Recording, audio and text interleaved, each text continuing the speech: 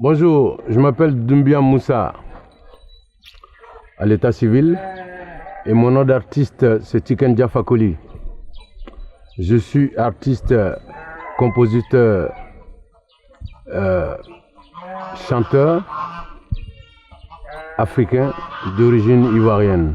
En tant qu'artiste international, je me suis lancé dans l'agriculture il y a quand même quelques années. J'ai commencé d'abord dans le nord de la Côte d'Ivoire en 2013. J'ai fait 50 hectares de riz. Et en 2014, j'ai encore fait 50 hectares de riz. Et après, il y a eu une grosse tournée derrière. Je n'avais pas le temps d'aller au champ là-bas. Donc les choses ne se sont pas bien passées. Et puis, voilà, j'ai décidé d'arrêter de cultiver là-bas et de trouver un terrain pour pouvoir faire une petite ferme d'élevage. Et voilà, parce que depuis mon enfance, moi j'aime bien élever, depuis mon enfance j'aimais bien élever les poules, les pigeons, etc. Bon donc voilà, moi c'est vraiment un plaisir pour moi de faire ça, j'aime ça, c'est une passion je vais dire depuis mon enfance. Donc aujourd'hui que j'ai un peu de moyens, j'ai décidé de me faire plaisir d'avoir ces animaux là ici. Ma ferme est située précisément dans la petite ville de Sibi. Sibi est à 45 km de Bamako, sur la route de la Guinée. Et moi j'ai presque un hectare ici où je fais mon élevage et mon petit champ. Et je cultive un peu de maïs, un peu d'arachide et un peu d'haricots. Voilà, c'est les trois que je cultive ici, mais c'est vraiment petit, hein, c'est pas des grands trucs que je fais, mais je fais ça simplement parce que le maïs, quand on pile ça, on peut donner aux animaux, hein, et puis moi je peux en manger avec ma famille quand c'est frais. Et l'arachide, c'est utile aussi. Et l'haricot, on le mange aussi à la maison. Donc voilà, mais c'est vraiment une petite production. C'est vraiment quelque chose c'est tout petit. Par contre, en saison sèche, je fais de la salade à la même place. Je fais de la salade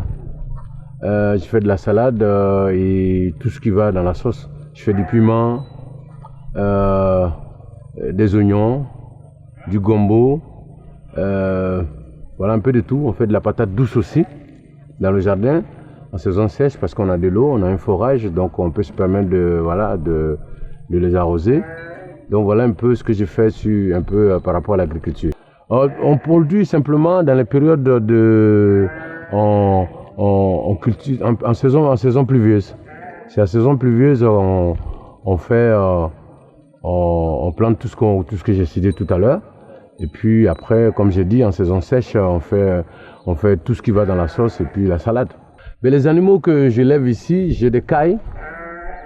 Vous avez vu les petites poules là qu'on appelle les cailles, donc dont les œufs sont utilisés comme des médicaments. Il paraît que les œufs soignent près de 40 maladies. Et ici, j'ai un couple de grues royales. J'ai 3 moutons, c'est pas beaucoup. J'ai beaucoup de pigeons, je connais pas le nom puisque les pigeons sont en liberté.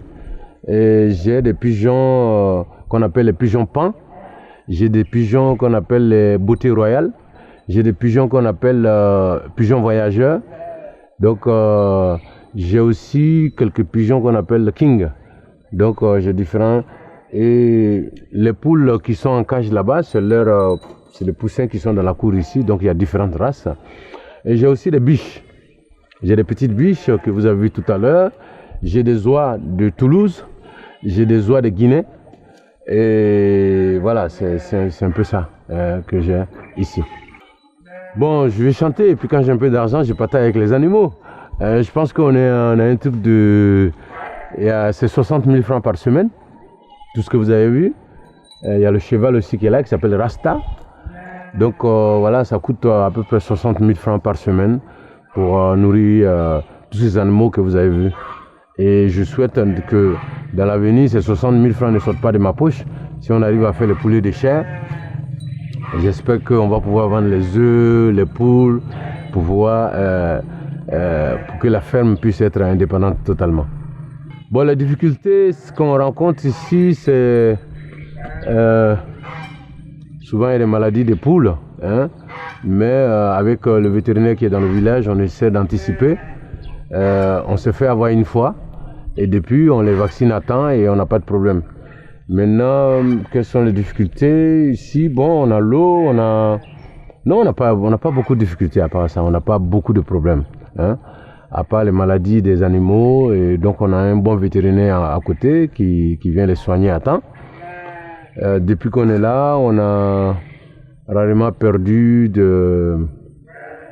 Voilà, on a, à part la période où on avait oublié de les vacciner, on a eu beaucoup de mortalité au niveau des poules, mais après ça, on n'a pas eu de problème. Hein. On n'a pas eu de problème. On sait qu'il y a beaucoup de serpents dans la colline. Bon, je crois qu'on en a tué 2. Voilà, on en a tué 2 qui avaient déjà avalé des pigeons. Le dernier qu'on a tué avait avalé 7 pigeons. Voilà, et donc, moi j'aurais préféré qu'on ne le tue pas, hein, qu'on le vende à quelqu'un ou bien qu'on le donne à quelqu'un qui peut l'élever, mais avant que je vienne, les gardiens avaient déjà fait l'affaire. Donc, parce que nous, c'est Rastafari, on n'aime pas tuer les animaux. Voilà, quel que soit ce qu'ils ont fait, on préfère les laisser en vie. Donc voilà, à part ça, on n'a pas de grands problèmes ici. On est bien ici à Sibi. C'est pas rentable du tout. C'est vrai qu'on vend souvent quelques cailles, mais le couple de cailles coûte... le couple de cailles, c'est à 2500. Mais de temps en temps, hein, puisqu'on ne connaît pas le circuit, parce qu'il faut connaître le circuit pour vendre beaucoup. Donc de temps en temps, on vend des cailles. De temps en temps, il y a des gens qui ont besoin d'œufs de cailles qu'on vend. Et voilà, les poules qu'on a là, on veut les vendre. Mais malheureusement, c'est des poules qui coûtent très cher, parce que c'est des poules de race. Ce pas des poules de 5 000. Il n'y a aucune poule ici qui coûte moins de 15 000 francs. Sinon, c'est de 30 000 à 15 000. Bon, donc on a du mal à les vendre, mais sinon, c'est pas vraiment fait pour gagner de l'argent. Voilà, c'est quelque chose que je fais parce que j'aime ça. Parce que, voilà, Rastafari demande, dans notre philosophie, il faut partager avec les hommes, mais il faut aussi partager avec les animaux. Donc, ce que je gagne, voilà, je partage un peu avec les hommes, mais aussi les animaux. Comment j'ai fait pour gérer la carrière musicale de la ferme? Bon, la ferme, c'est les gardiens qui sont là, c'est eux qui s'en occupent, hein, à temps plein. Et donc, moi, je viens de temps en temps. Je viens de temps en temps, 2-3 fois dans la semaine, pour voir un peu comment ça se passe. Ou bien, quand il n'y a plus à manger, j'achète à manger pour les poules à Bamako et puis j'amène. Mais sinon, ceux qui s'en occupent à plein temps, ce sont les gardiens.